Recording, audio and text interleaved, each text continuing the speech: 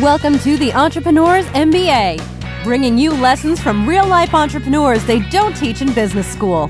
Here's your host, business coach and marketing strategist, Adam Kipnes. Hey everyone, welcome to the Entrepreneur's MBA podcast, Lessons You Can't Learn in School, where we learn from successful entrepreneurs on how to grow your business, what happens when you hit tough times, and most importantly, how to attract clients now. I am your host, Adam Kipnes. I appreciate you being back with me today and listening as you do every week. Every business needs new clients to survive and thrive, and that's the focus of what I do. And as a gift to you for being loyal listeners, I'd like to show you 8 steps to attract clients now without spending a ton of money on marketing or advertising. So please do go to freebookfromadam.com, freebookfromadam.com, and you can get those 8 lessons that are easy to implement, they're straightforward, and they're step-by-step on how to grow your business. And today I'm really excited to have Patty Duque all the way from Brisbane, Australia, to be on the show today. She has an MBA from school and an MBA from life in starting your own business. So we're going to learn a lot today. Patty, thank you for joining today. I appreciate it. Thank you for having me, Adam. I'm very excited to be part of your show. Thank you. And it's a 7 o'clock in the morning or so where she is, so appreciate you getting up early to do this. And Patty's from Colombia, and now she lives in Australia, and she worked for 10, 12 years, I believe it was, in corporate America, and had an interesting change in her life. She went to school, got an MBA, was thriving in her career, and then you hired a coach, and you said it changed everything for you. Tell me about what led up to hiring that coach, and how did it change everything for you? Well, Adam, like you said, I had been in the corporate world about 16 years. Probably 12 of those were as a managing consultant, and really in the change management and project management space. So I was really enjoying it. I loved what I was doing, but I sort of needed, or I wanted something more, and that's right. I found a coach. She really resonated with me, which I think that's one of the key things of finding a coach. Her background was very similar to mine, and it was only when I signed up, made the decision and took the action to sign up to her 4-month mentorship program, and we started working together. And that's when we started really, really digging deep and really understanding what my purpose was and what really drove me and what I really wanted to do. Whilst part of it was being fulfilled in my corporate life, I thought a lot of it wasn't. And that's what really made me challenge myself to think outside the corporate world. To that point, I don't think I was really thinking of being an entrepreneur, but that really opened my mind to a whole lot of new opportunities and new things I could do, and more that they were driven from where I wanted and where I was really all about. So at that time, it was more personal than it was business in your desire to learn more and to hire a coach in order to do something different, correct? Correct. Initially, when I did hire her, it was more from a personal growth and development side. But very quickly, I realized that as an employee in the corporate world, whilst I was making, what I consider really good money, it was just a salary, and really made me realize that was a limitation, because when you build your own business, you can set your own salary. You can set your own price. So whilst I was happy to sign a contract with a price tag, I guess, I know now that from an entrepreneurial journey, you can certainly make more. So it started from a personal development, and from there it just grew, and it's been an amazing, amazing journey. That's fantastic. And this journey started with traditional school and going to get your MBA in school, so getting further education in business that led you to your career. what are some of the things that you can point to that you learned in business school that helped you on this entrepreneurial path? Well, I would say, I guess I have to start by saying that I truly do believe in education, and investing in yourself is the best thing that anybody can do.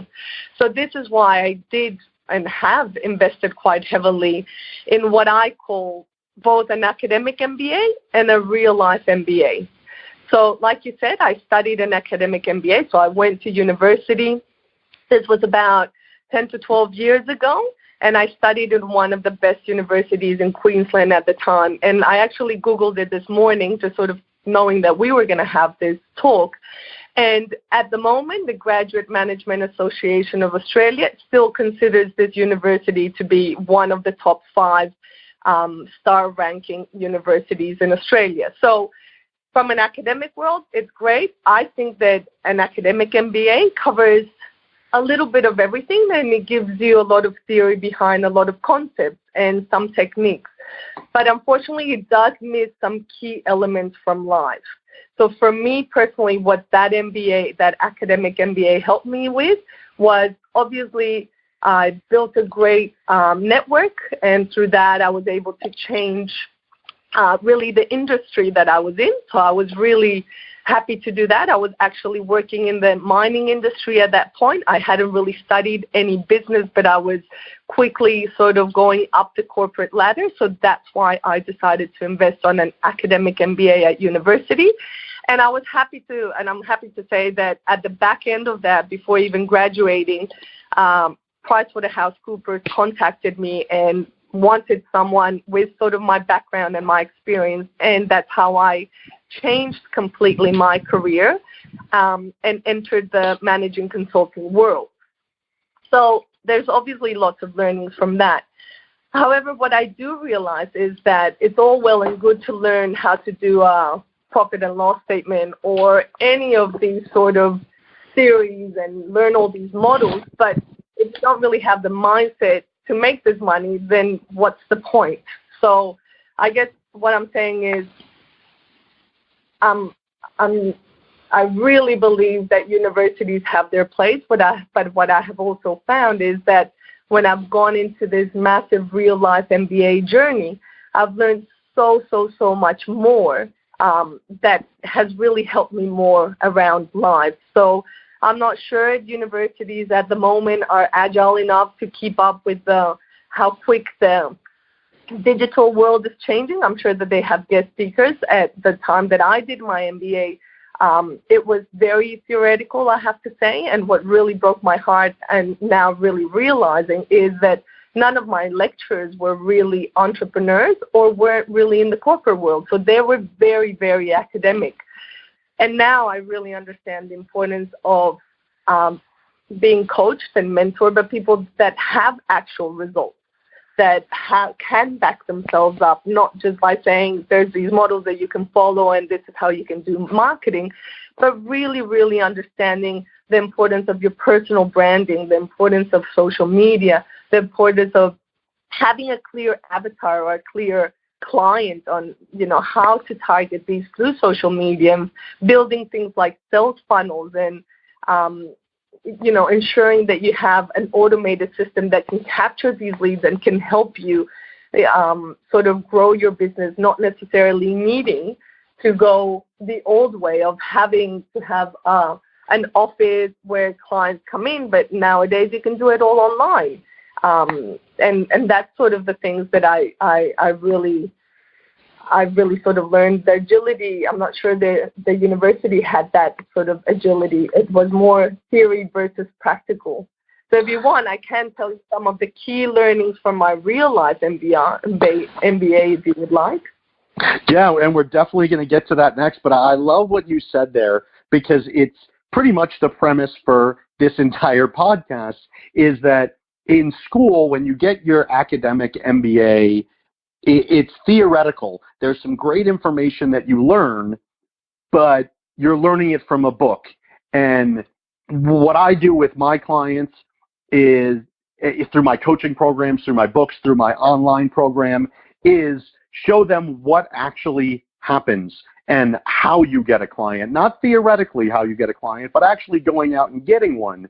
And when you told me your story originally when we were preparing for the show, you talked about that you had your coaching, you decided that you wanted to make a change, and you got your first client, and that was the impetus to leave your job and do this full time. As we talk about your real life MBA, tell us about that process of actually getting your first client, how you did it, and what you had to do and what changes it made for you by getting that first client. Well, as soon as I think I hadn't even finished working with my coach at that point. I remember that she said, you have to, we'll develop a website and everything, and we'll put you out there. And at that point, I was like, what, a website? What do you mean? Everything about me out there. What am I going to say? What am I going to write about myself? What am I going to offer? What are you talking about? But because I found so much congruence in what I was doing, and I actually put it out there to people I knew. I put out there about 5 questions initially of how people saw me, because I thought if I'm going to do a website, then I want it to be exactly how people see me. And every single person that came back to me, within like 3 days, 48 people replied. People from since I was very, very young in primary, they all said it was all about energy and happiness, that's what they remember me as, and that's really what I based it on. So that's what I wrote my website about without really knowing about it. And as soon as I put it out there and I mentioned it through my social network, straight away people totally resonated and identified themselves and understood that was what I was all about, that's what I had always been about. So it was very quickly, actually my first client, whilst I live in Australia, my first client was actually in Geneva. So that's when we started, she contacted me and we started talking about it, communicating in WhatsApp at that point actually. And that's when we started working together. And it was such an amazing experience because, funnily enough, she came to me from a place of wanting to improve her health. But at the back end of that, what really, really it was all about and what her testimonial came back as after the time we spent together working together was all about how her relationship with her husband had improved and how her life had improved. So those are sort of the aspects that I then realized, oh my God, I'm here really touching people and changing people's lives. And I knew I was sort of doing it. I'd been doing it and I'd challenged my friends in many, many ways for many, many years. And that's sort of what my coach made me realize. She said, Patty, you are a coach. Because when I started working with her, I didn't think, it didn't even cross my mind of becoming a coach.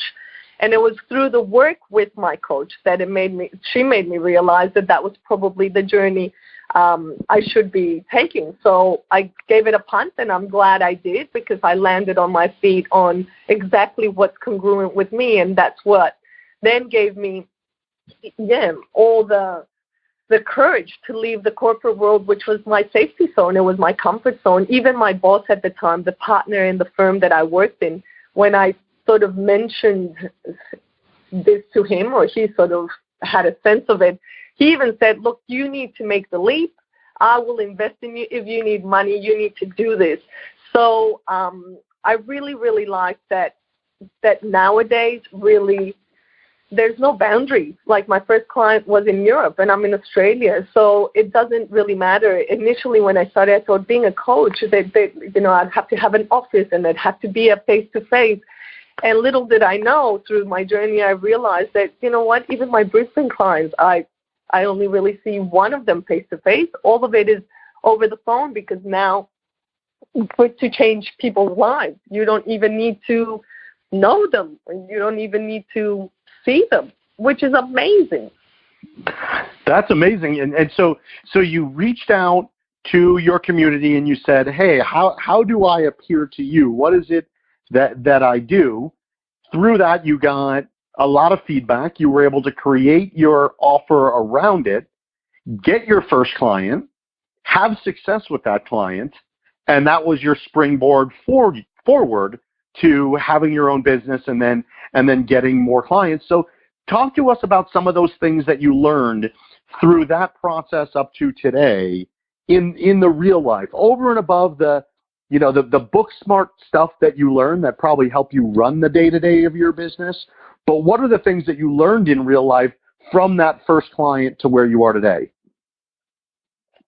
Well, Adam, God, there's so many. I'm going to try to summarize them, but I would say from my real life MBA, it has taught me that some key life skills, and probably the more important one is that part of self-growth. So I realized the importance of having a purpose, so really understanding what drives you and what you're passionate about, so to really become visionary and have a plan that you can stick to, because when you do that, then it really eliminates procrastination if you actually know what you're doing.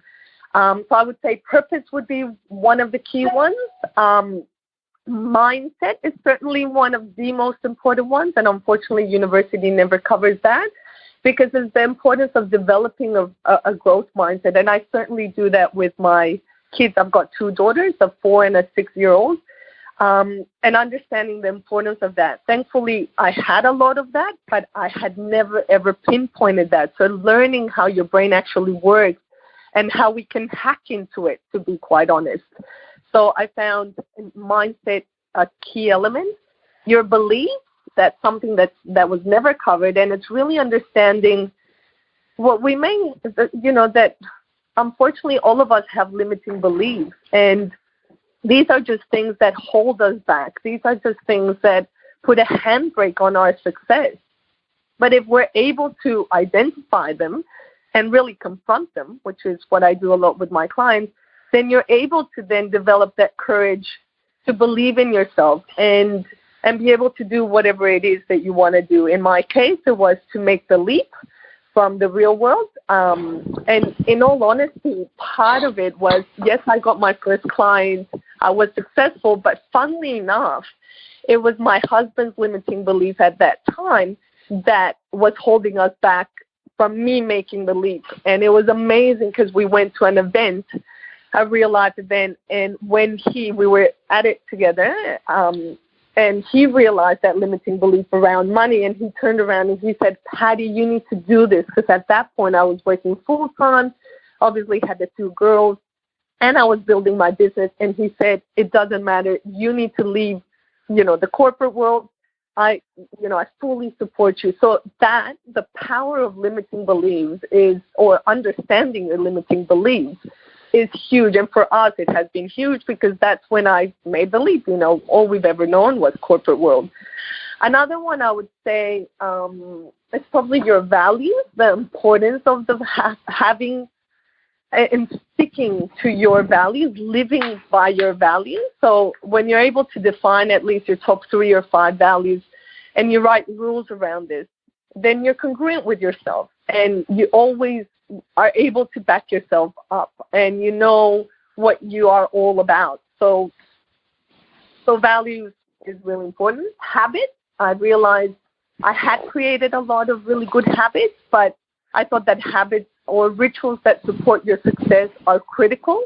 So whatever that might look like for you. So for some, it might be journaling. For some, might be doing deep breathing meditation, or I'm very active. So I love to do, I hit a high intensity interval training session every morning because that is my happy drug.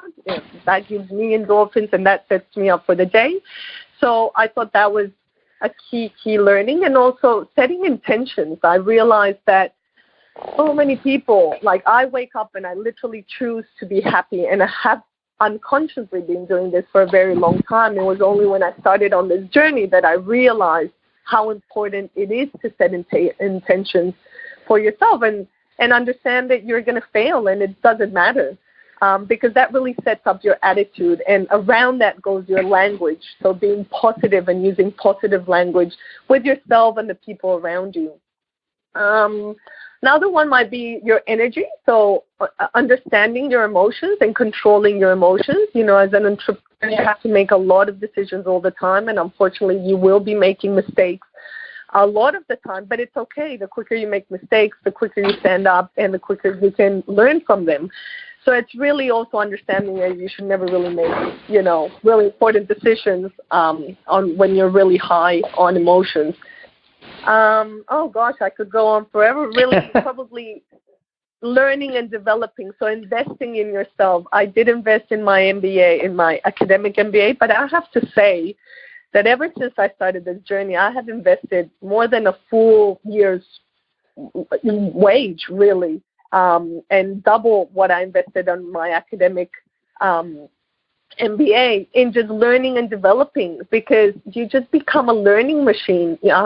Like having a coach, and really, I now really heavily invest in coaches and mentors because I know that they challenge me and I know that they take me out of my comfort zone, and they really, really make me grow in areas and make me see things that I never really thought I would, and that's what I like to do with my clients. So I also realized the importance of coming from a curiosity point of view, so having that active listening. As you can tell, I love speaking, and I normally do a lot of it, but also just learning to listen to others, because every single person has something to teach you.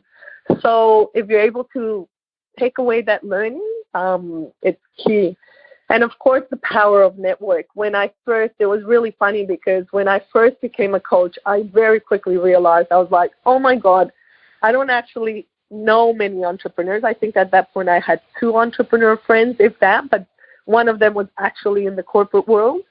And I didn't know any coaches whatsoever. So I was like, oh, I've entered this world and I don't even have a network around me. So building that network was very, very important. Both of entrepreneurs that have different businesses, because then you quickly realize that you all have the same problems. It doesn't matter if you're selling skincare products. It doesn't matter, if you're selling services or products. We all tend to end up having the same sort of problems. And really focusing on results and productivity. So I still can't believe that we all have the same 24 hours, and that really time is a luxury and is the one thing that we all get the same of. It's not that we get more money, it's the same time. It doesn't matter how much money you have, but it's how you invest that time. Like, how can we possibly have the same 24 hours as Richard Branson and Oprah or all these very successful people, yet they can, run hundreds of companies, and a lot of us are able to not do so much with our time. So really, really putting processes in place and being productive, both at home, in your personal life, and in your, obviously in your work life, to be able to achieve more of what you want. So I would say, right. Although there are like 10 or so, they're some of the key ones. Yes, and I appreciate that, because I think putting those processes in place is absolutely critical, because it's so often that as entrepreneurs, the day runs us versus us running our day. And you listed off a number of things: purpose, mindset, belief in yourself so you can get over those limiting beliefs, values, habits, being intentional, investing in yourself, being intellectually curious, and the power of network. Those are all things that people listening may say, hey, I don't have time for any of that. I've got all this stuff to do in my business. And in what you do in success coaching and to helping people be more successful, you help them implement all of these things you really just listed at the same time as they're running their business. So how do these things actually help save you time versus taking away from your time? For all those busy entrepreneurs out there that are saying, I'd love to do everything Patty's saying, I just don't have time for it. How did you make time for it, and how do you help your clients make time to do these 10 things that you listed out that are so critical? I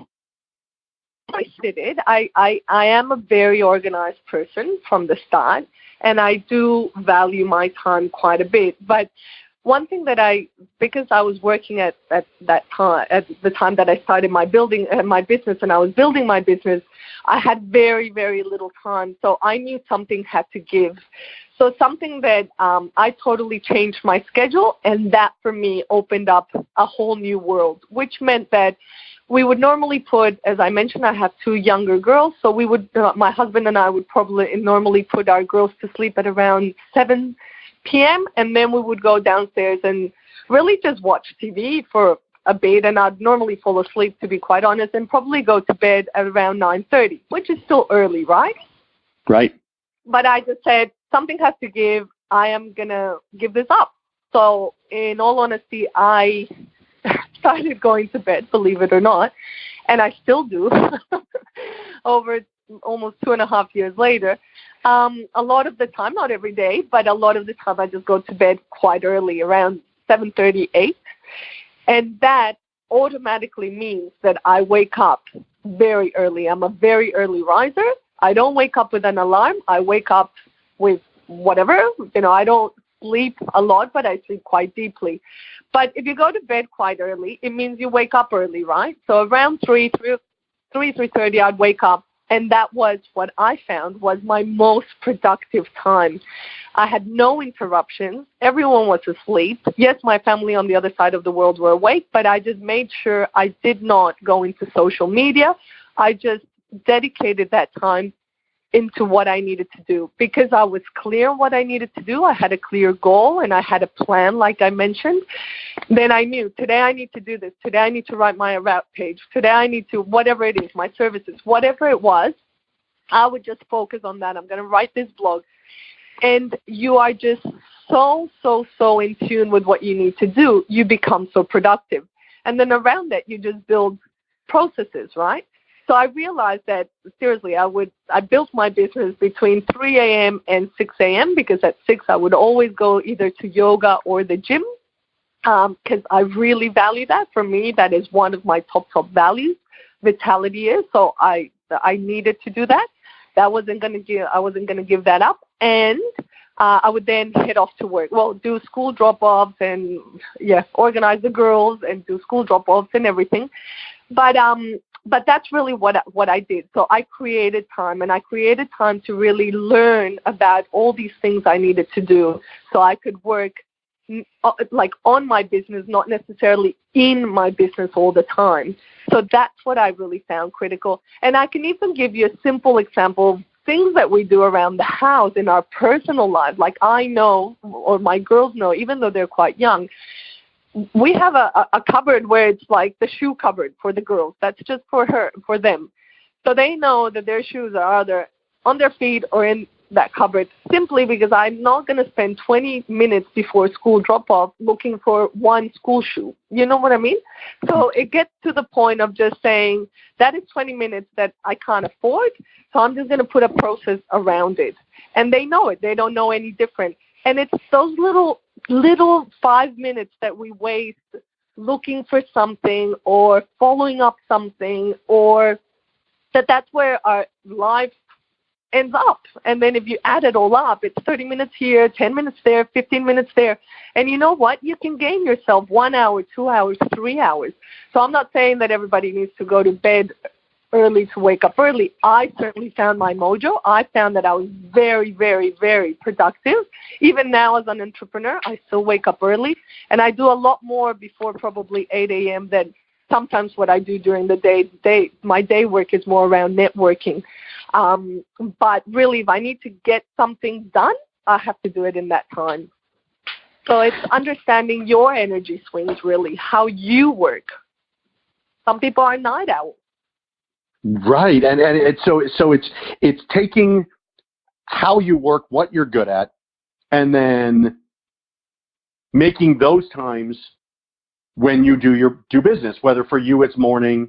My wife, for example, she's a total night owl. She'll be up in the middle of the night and she'll work. But one thing I want to key on that I found really interesting, and it really triggered something in my brain, is the shoe example. So you found a problem within your house. It was your kids would take off their shoes and leave them wherever, and you found yourself sort of chasing shoes around, probably as something that you did, but once you realized it, you said, all right, how do I fix this? You put a fix in place, and now the shoes go into the shoe closet and the shoe cabinet, and they're done. So you were able to identify a problem, quote unquote, in your business and put a process around it, and now everything's easier. Is that something that you naturally do, or is that something now that you focus on when you come across a problem for yourself or your clients? Just rather than being mad about searching for the shoes, you fixed it. Correct. And I can give you plenty of examples. So what triggers me is frustration. So as soon as I realize that something's frustrating me, or as soon as I realize that I'm repeating something over and over, like if you're looking for a toy, or for example, I'll give you another example. We built a house, and then we moved into it, and I bought 3 washing baskets, and my husband turns around and said, 3? Like, there's normally whites and colors. What are you talking about? And I'm like, no, I don't know if you realize, but we actually have a lot of pinks and a lot of pastel colors. So same thing. So I found a problem that, yes, I love that my husband helps around the house, and he does help with the washing, which is amazing. So I sort of thought, okay, if I really make an issue out of the pink, the white coming out half pink, or because he would wash sometimes the whites with the pinks, or if the pinks came out all dirty because they like a dirty pink, like a grayish pink, just because they'd been washed with the blacks, I thought, okay, that's an issue. How can I solve this? So I just went sort of behind the scenes and solved it, thinking if I put a 3rd basket, it's quite obvious that's where things, pinks and pastels go. So that's how we wash it. So instead of me nagging him and pushing him away to then say, well, then fine, I won't do the washing, which normally I would say happens in a lot of times. So I'm giving sort of real life experiences at home, because I know everybody can relate to it, whether you're in the corporate or in an entrepreneurial world. And that's simply what happens. So now when we do the washing, it's either the whites, it's either the pinks or pastels, or it's the darks. So now we're not getting, a variety of pinks and a variety of, whites and grays in our washing.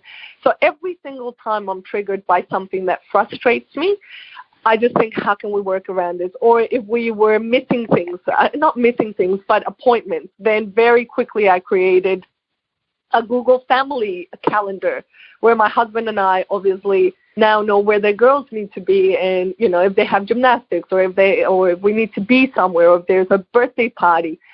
Because long and behold, we did miss one, a play date, until the mother rang me, hey, did you not find the address? And I was like, oh, yep, we're on our way. And it was literally because, we missed it.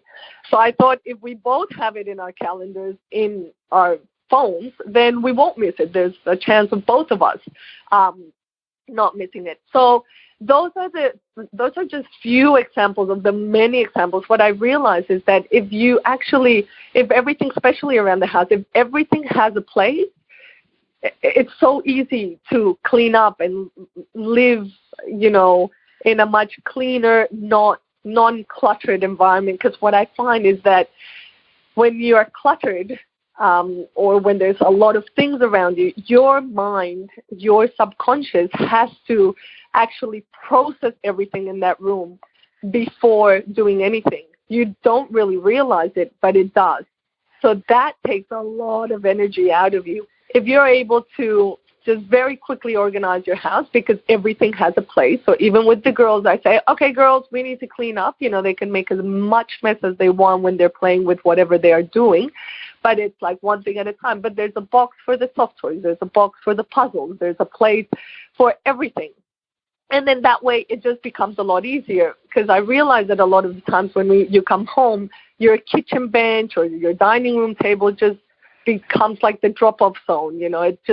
It just starts piling and piling and piling, and before you know it, it's just messy and messy and messy. So we really quickly identified, if we don't have a place for it, what's the place going to be? My youngest daughter just started ballet, so obviously now we have ballet clothes, and so my husband's like, okay, so where does the ballet stuff go? Because we don't have a place for it. So obviously it's now living in different places until we determine, okay, this is where it's going to be.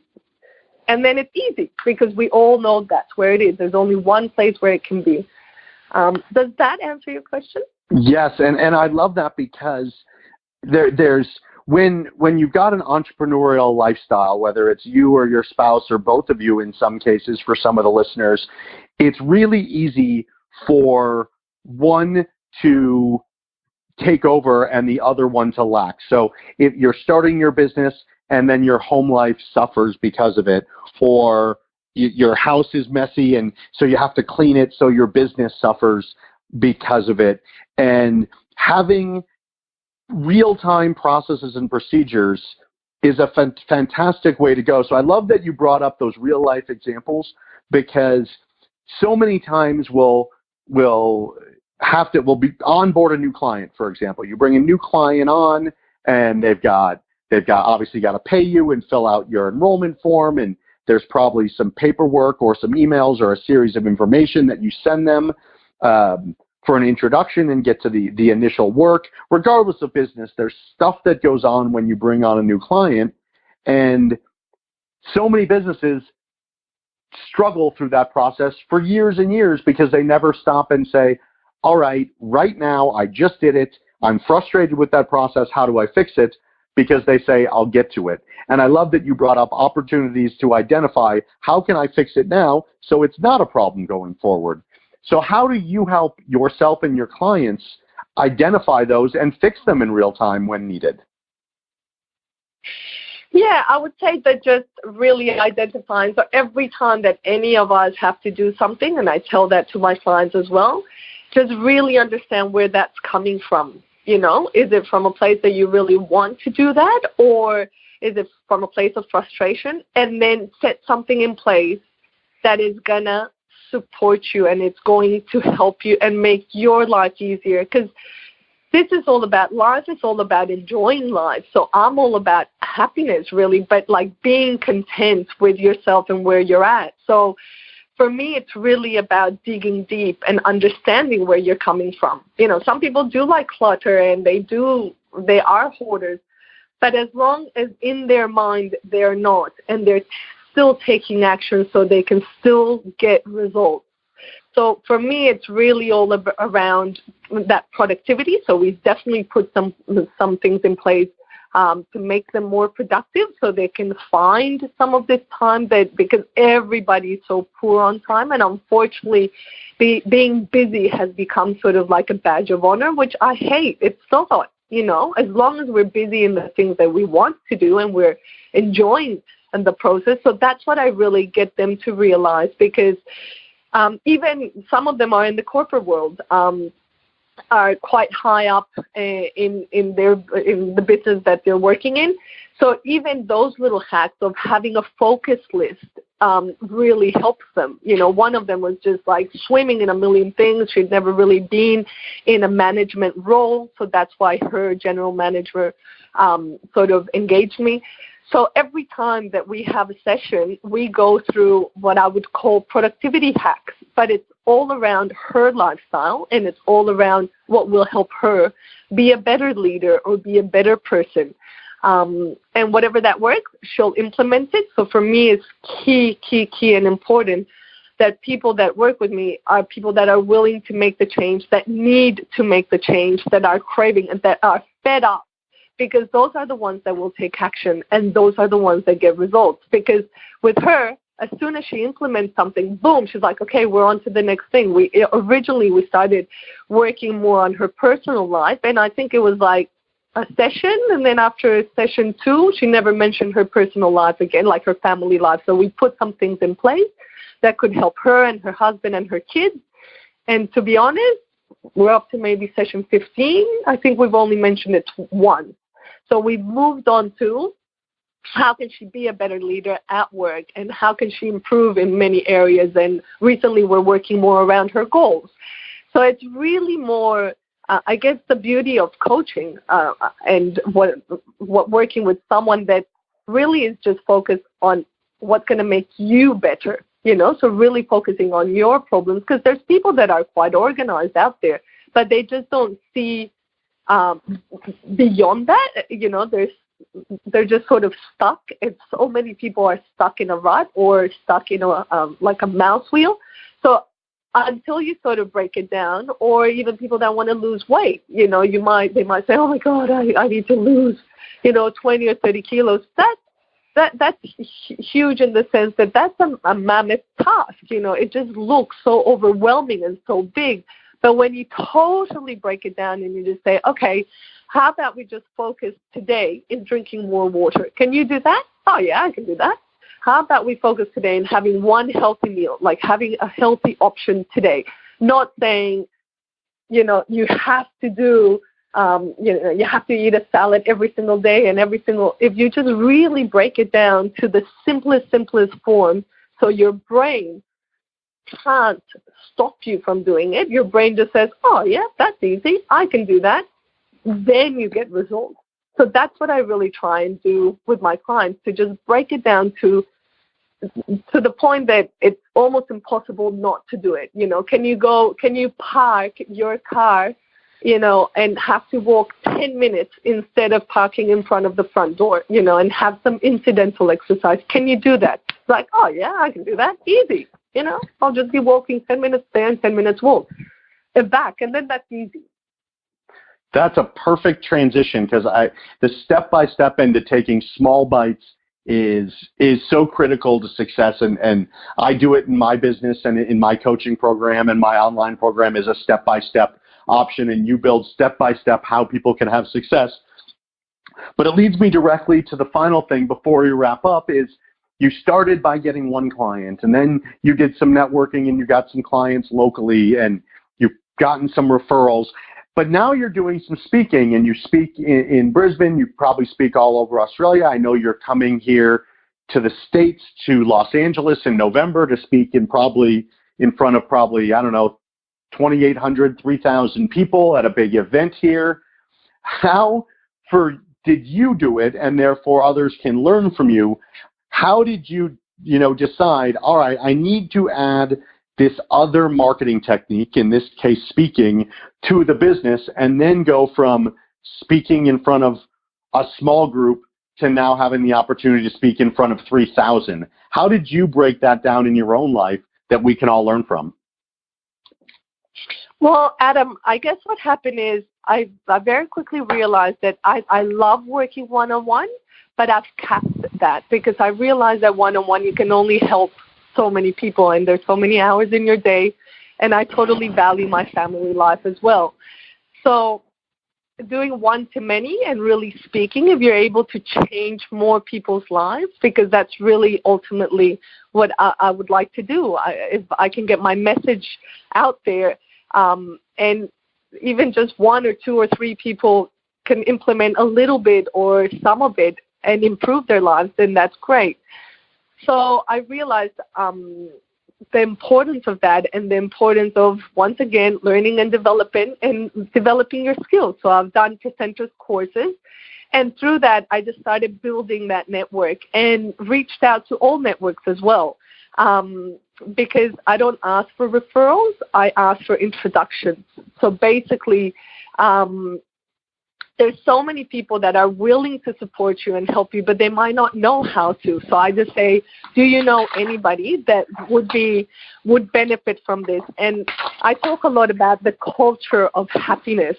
And a lot of the corporates and really a lot of people are really drawn to that, building a culture of happiness in your life or in your teams, in your business.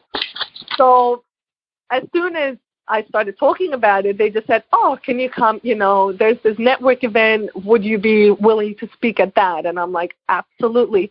And now I just put my feelers out there, and as soon as you actually set that intention, the universe backs you up. All of a sudden, as soon as people know that you're willing to speak and you put it out there in your social media, so many people have just come to say, oh, would you like to speak at this event? Oh, I saw these different events. Maybe you should contact them. And that's really all I did, is just little by little, just being clear on that's what I want to do. Obviously, I'm building my skills to do that, or I built my skills to do that. and I put myself out there to make sure I create these